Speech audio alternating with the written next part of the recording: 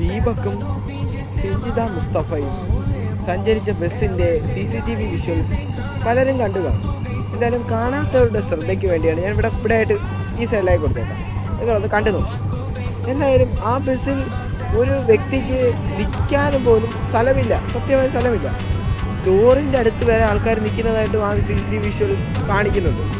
അത്രയും ആൾ നിറഞ്ഞ ബസ്സിലാണ് ഇങ്ങനെ ഒരു വീഡിയോ പ്രചരിപ്പിച്ച് ഇട്ടത്. എന്ന് വെച്ചാൽ ബസ്സിൽ അതിനനുസരിച്ച് തിരക്കുണ്ടാകുമ്പോൾ എങ്ങനെ പോയാലും ഈ ബസ്സിൻ്റെ ആ സ്പീഡ് കാരണവും ആ ബ്രേക്ക് പിടുത്തം കാരണവും ചിലപ്പോൾ തട്ടും.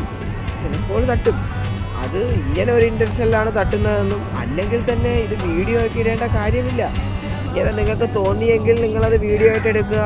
അത് നിങ്ങൾ സ്റ്റേഷനിൽ ചെന്ന് ആ വീഡിയോ കാണിച്ചാൽ മതിയായിരുന്നു. ആ പ്രശ്നം പോലീസുകാർ തന്നെ സോൾവ് ആക്കി കൊടുത്താൽ.